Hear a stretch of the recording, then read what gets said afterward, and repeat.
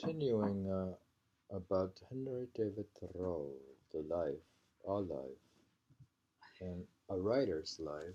What's a writer's life like?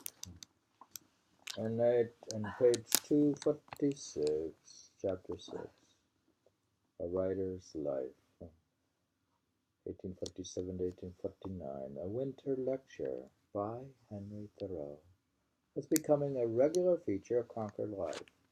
Once he was settled at the Emersons, Thoreau unpacked the manuscript of Katahdin and took it ready for a test run. Soon after New Year's Day, 1848, this lecture too went well. I read a part of my excursion to Katahdin to quite a large audience, he reported to Emerson in England, quote, whom it interested. It contains many facts and some poetry. The faithful Abigail and Bronson Olcott were again in the audience, and Bronson liked the lively description of wild Kotardin. The misspelling may suggest how the Penobscot word sounded from Thoreau's mouth. Penobscot is an Indian tribe.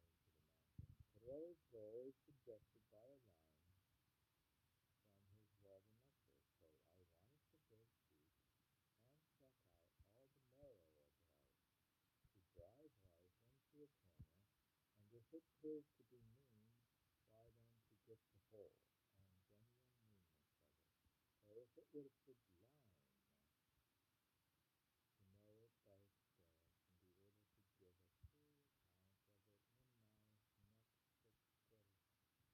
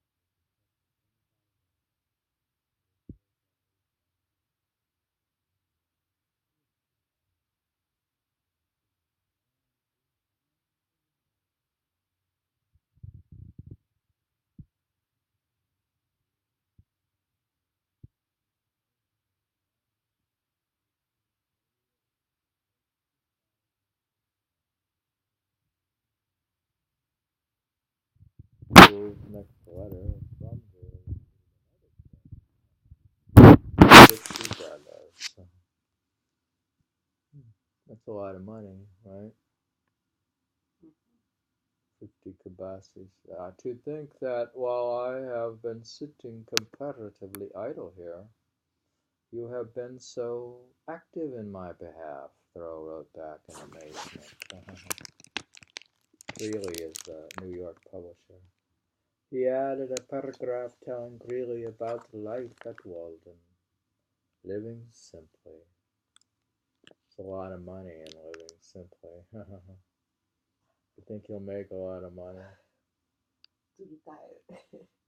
If you live simply at Walden, you can make a lot of money. Living simply in a house he built himself on $1 a day earned by manual labor. So you see, you usually make about $1 a day at the time. Greeley, the sharp-eyed journalist spotted a good story. He ran the paragraph under the title, How quote, much they sell a book? there we'll get to that, quote, a lesson for young poets. Remember what's the Rilke has a thing for young poets? In the New York Daily Tribune on May 25th of 1848, we're talking about how his writing developed.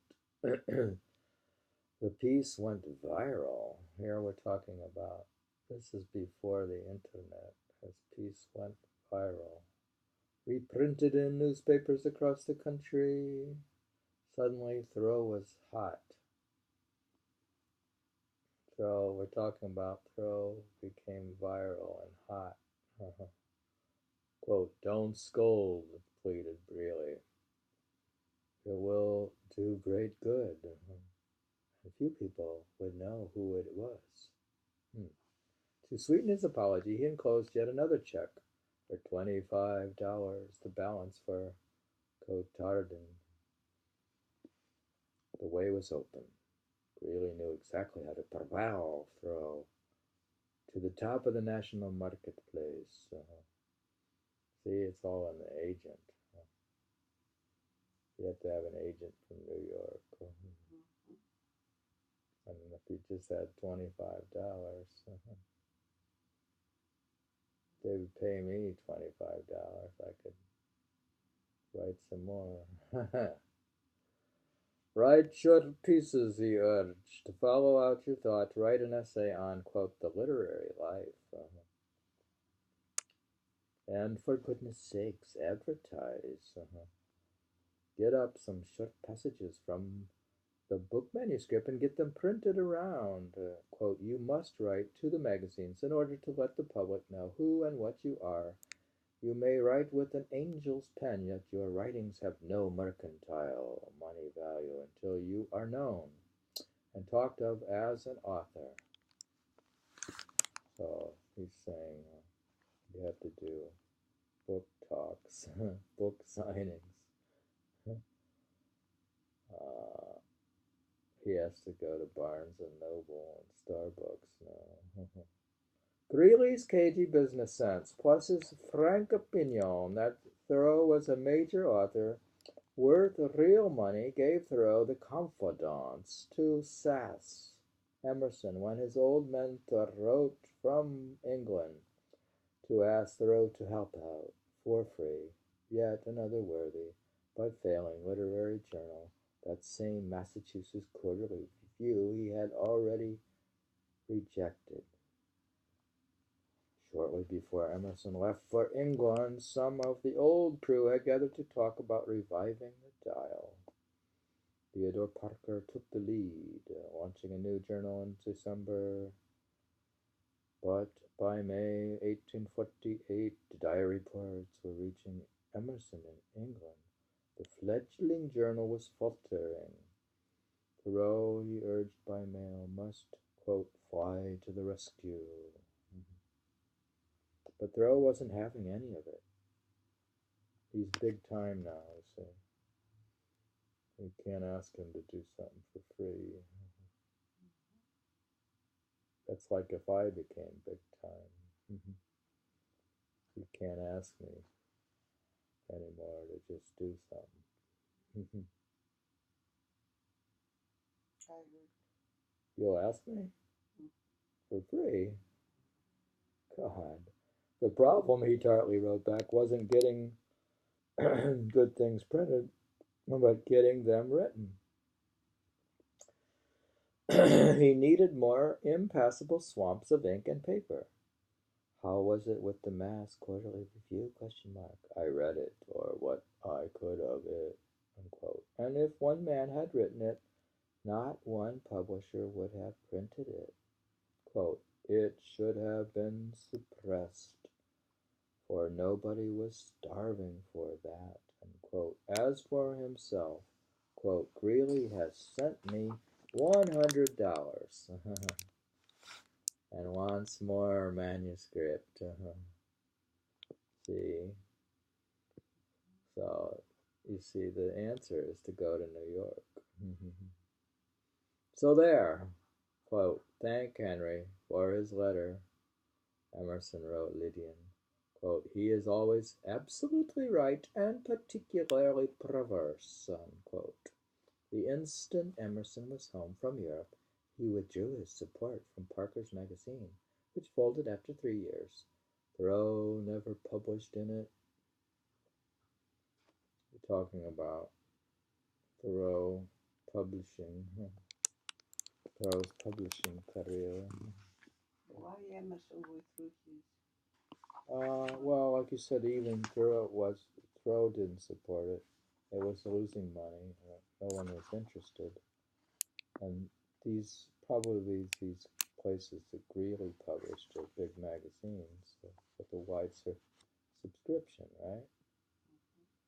You gotta have subscription.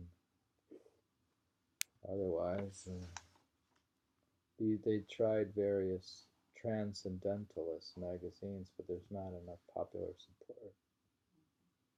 We are reading from 246 to 248 in chapter 6 of A Writer's Life, of writing how he's making money now. $100. Wow. That's more than I made. 100 days work. That's more than I made. My income from my writing last year was $41. So he's more successful than me. We should count it. Days work, 100 days work. What? 100 days work, $100. But yours, it's not even 1 day's work. Well, mine doesn't get picked up on until 500 years from now. So, what do you expect?